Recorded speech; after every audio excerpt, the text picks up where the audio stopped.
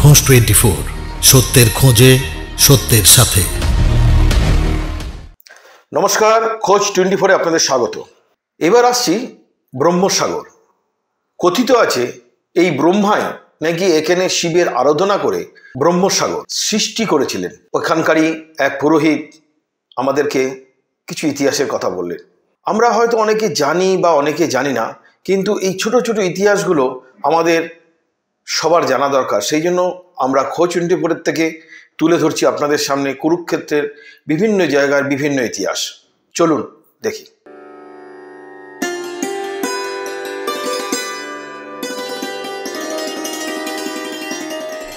ধর্মনগরী কুরুক্ষেত্রের দ্রষ্টব্য স্থানগুলির মধ্যে ব্রহ্মসরোবর একটি উল্লেখযোগ্য নাম।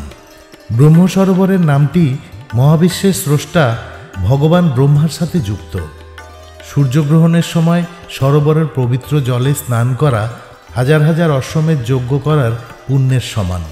স্থানীয় কিংবদন্তি অনুসারে এই সরোবরটি প্রথম কৌরব ও পাণ্ডবদের পূর্বপুরুষ রাজা কুরু খনন করেছিলেন। স্থানীয় ঐতিহ্য অনুসারে মহাভারতের যুদ্ধে তার বিজয়ের নিদর্শনস্বরূপ সরোবরের মাঝখানে অবস্থিত দ্বীপে যুধিষ্ঠির একটি মন্দির স্থাপন করেছিলেন। একই স্থানে একটি প্রাচীন দ্রৌপদী কূপ রয়েছে। সরোবরের উত্তর তীরে অবস্থিত ভগবান শিবের মন্দিরটিকে বলা হয় সর্বেশ্বর মহাদেব। প্রথা অনুসারে স্বয়ং ভগবান ব্রহ্মা এখানে শিবলিঙ্গ স্থাপন করেছিলেন। বার্ষিক গীতা জয়ন্তী উদযাপন নভেম্বর-ডিসেম্বর মাসে ব্রহ্মসরোবরের তীরে অনুষ্ঠিত হয়।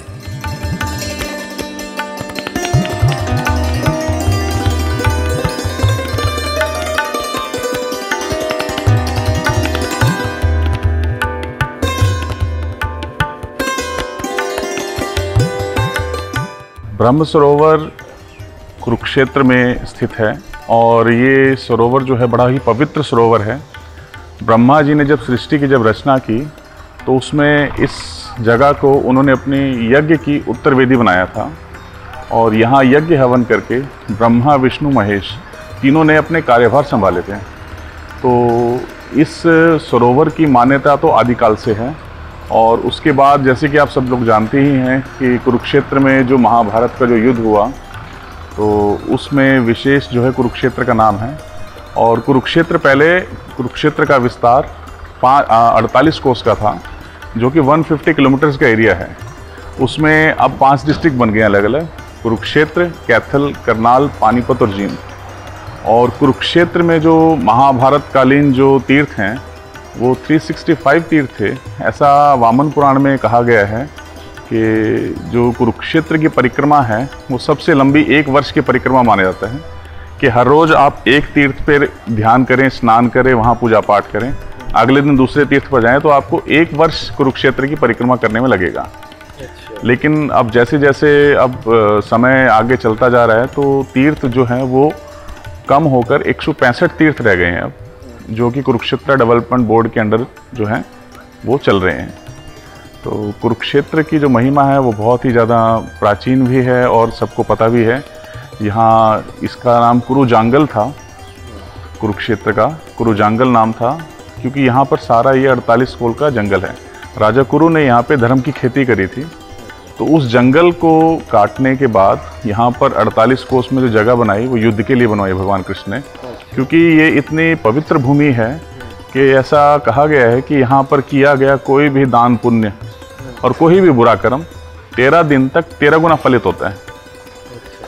तो इतनी पवित्र भूमि है। और यहाँ पर जैसे हरिद्वार में सिर्फ गंगा जी में मोक्ष है, बनारस में गंगा जी में और उस स्थल पे, लेकिन कुरुक्षेत्र एक पूरी विश्व में भूमि ऐसी है जहाँ तीनों जगह मोक्ष प्राप्त होता है।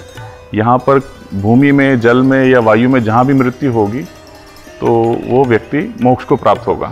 এই সরোবরের জল এত স্বচ্ছ ও পরিষ্কার যা কল্পনাতীত। প্রতি সূর্যগ্রহণের সময় লক্ষ লক্ষ মানুষ আসে এই সরোবরে স্নান করতে। তাদের বিশ্বাস এই সরোবরে ওই দিন স্নান করলে সমস্ত পাপ খণ্ডন হয়। সূর্যগ্রহণের দিন তাই এখানে এত সমাগম। সূর্যগ্রহণের সময় মুঘল সম্রাট আকবরের দরবারি আবুল ফজল এর বিরাট জলরাশি দেখে এই সরোবরটিকে ক্ষুদ্র সমুদ্র বলে বর্ণনা করেছেন।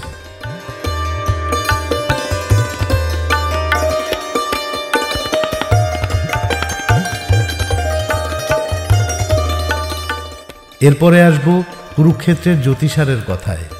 জ্যোতিষার শব্দটি দুটি সংস্কৃত শব্দ জ্যোতি এবং সার থেকে এসেছে। জ্যোতি অর্থ আলো আর সার অর্থ সারাংশ, অর্থাৎ জ্যোতিষার হল আলোকিত হওয়ার পথ বা ঈশ্বরের কাছে পৌঁছানোর পথ। সম্ভবত হিন্দুদের জন্য বিশ্বের সবচেয়ে সম্মানিত তীর্থস্থানগুলির মধ্যে জ্যোতিষার ছিল সেই স্থান যেখানে ভগবান শ্রীকৃষ্ণ কুরুক্ষেত্রের যুদ্ধক্ষেত্রে অর্জুনকে ভগবদ্গীতার ঐশ্বরিক জ্ঞান প্রদান করেছিলেন। এটি বিশ্বাস করা হয় যে এর অবস্থান এবং গুরুত্ব আদি শঙ্করাচার্য খ্রিস্টীয় ক্যালেন্ডারের 9ম শতাব্দীতে হিমালয় ভ্রমণের সময় সর্বপ্রথম উপলব্ধি করেছিলেন। কাশ্মীরের শাসক 1850 খ্রিস্টাব্দে এর ধর্মীয় তাৎপর্যের স্বীকৃতি হিসেবে ভগবান শিবকে উৎসর্গীকৃত একটি মন্দির নির্মাণ করেছিলেন। দ্বারভাঙার রাজা পবিত্র বটবৃক্ষের চারপাশে একটি পাথরের মঞ্চ তৈরি করেছিলেন, যা এখনও গীতার জন্মের সাক্ষ্য হিসেবে দাঁড়িয়ে আছে। অনুমান করা হয় ওই বটবৃক্ষের বয়স 5000 বছর। ঘোড়া দ্বারা চালিত রথের ভাস্কর্য। ভগবান শ্রীকৃষ্ণ পূর্ব দিকে মুখ করে দাঁড়িয়ে ধর্মোপদেশ দিচ্ছেন এবং অর্জুন বিনীতভাবে মাথা নত করে হাত জোর করে মনোযোগ সহকারে সেই উপদেশ শুনছেন। কুরুক্ষেত্রের যুদ্ধে অর্জুনকে নিজের বিশ্বরূপ দর্শন করিয়েছিলেন ভগবান শ্রীকৃষ্ণ। বাসুদেবের সৌম্য ও অত্যন্ত উগ্র রূপ দেখে আনন্দ ও ভয় মিশ্রিত অনুভূতি এবং ভগবান শ্রীকৃষ্ণের বিশ্বরূপের ব্যাখ্যা পাওয়া যায়।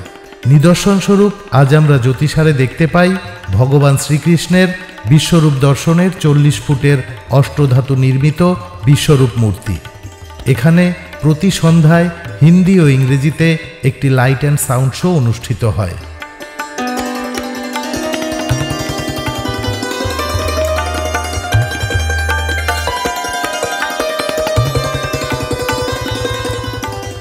সেপ্টেম্বর থেকে মার্চ হচ্ছে কুরুক্ষেত্র ভ্রমণের জন্য সেরা সময়, কারণ এই সময় আবহাওয়া খুবই মনোরম হওয়ায় কুরুক্ষেত্র অত্যন্ত আকর্ষণীয় হয়ে ওঠে।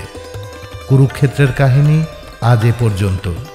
কুরুক্ষেত্র নিয়ে আবার হাজির হব অন্য কোনো পর্বে।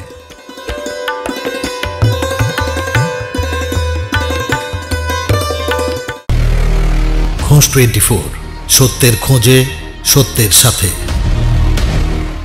আজকে এ পর্যন্তই। আবার দেখা হবে কুরুক্ষেত্রের অন্য এপিসোড নিয়ে নেক্সট এপিসোডে। নমস্কার।